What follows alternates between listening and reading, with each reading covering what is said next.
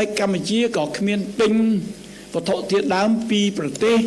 ដែលប្រើកម្លាំងពលកម្មដោយបង្ខំដែរ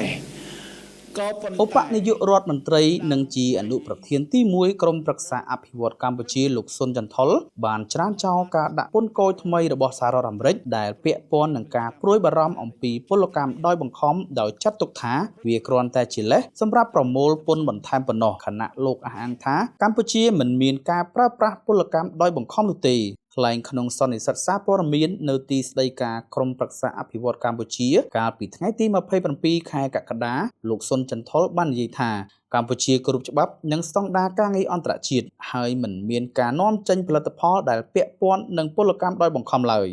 ដើម្បីប្រមូលពន្ធឲ្យបាន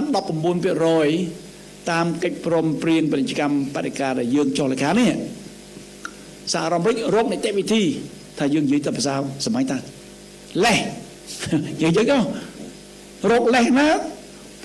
គ្រប់បែបយ៉ាងដើម្បីយកឲ្យបានវិញព្រោះតឡាការកម្ពុជាលុបចោលបាត់ហើយចឹងណែលុបតឡាការកម្ពុជាលុបចោលមែនប៉ុន្តែប្រធានតំណែងមានសិទ្ធិ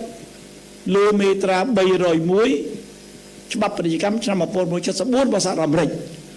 ការលើកឡើងនេះធ្វើឡើងបន្ទាប់ពីការិយាល័យតំណាងពាណិជ្ជកម្មសហរដ្ឋអាមេរិកបានប្រកាសកាលពីថ្ងៃទី23ខែកក្កដាអំពីការដាក់ពន្ធគយថ្មី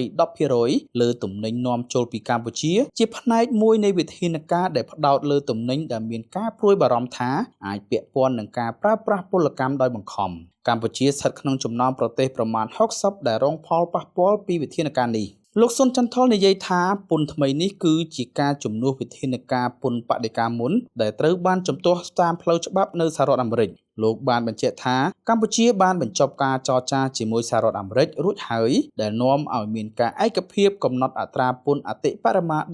19% ហើយថាភាគីអាមេរិកបានធានាថាវិធានការពន្ធថ្មីណាមួយនឹងមិនលើសពីកម្រិតនេះទេលោកបន្ថែមថាមន្ត្រីកម្ពុជានិងសហរដ្ឋអាមេរិកបានបន្តពិភាក្សាគ្នាតាមប្រព័ន្ធអនឡាញហើយភាគីអាមេរិកនៅតែគោរពស្មារតីនៃកិច្ចព្រមព្រៀងដែលបានចរចាកន្លងមកទោះជាយ៉ាងណាអ្នកជំនាញផ្នែកពាណិជ្ជកម្មលើកឡើងថាវិធានការពន្ធថ្មីនេះអាចនាំមកទាំងឱកាសនិងហានិភ័យសម្រាប់វិស័យនាំចេញរបស់កម្ពុជាលោក Casey Bennett អតីតប្រធានសភាពាណិជ្ជកម្មអាមេរិកប្រចាំកម្ពុជាបានសរសេរនៅលើបណ្ដាញសង្គមថាសហរដ្ឋអាមេរិកក៏បានលើកលែងពន្ធលើផលិតផលមួយចំនួនផងដែររួមទាំងសម្លៀកបំពាក់ដែលប្រើប្រាស់កប្បាសផលិតនៅសហរដ្ឋអាមេរិកលោកបានលើកឡើងថាការលើកលែងនេះអាចជំរុញឲ្យកម្ពុជាកាត់បន្ថយការពឹងផ្អែកលើវត្ថុធាតុដើមពីប្រទេសចិនប៉ុន្តែក៏អាចធ្វើឲ្យរោងចក្រកម្ពុជាប្រឈមនឹងការប្រកួតប្រជែងកាន់តែខ្លាំងពីបណ្ដាប្រទេសផលិតផ្សេងៗដូចជាឥណ្ឌូនេស៊ីនិងបង់ក្លាដេសលោក Bennett បានណែនាំថាកម្ពុជាគួរទាក់ទាញការវិនិយោគបន្ថែមលើការផលិតក្រណាត់ក្នុងស្រុកដើម្បីបង្កើនសមត្ថភាពប្រកួតប្រជែង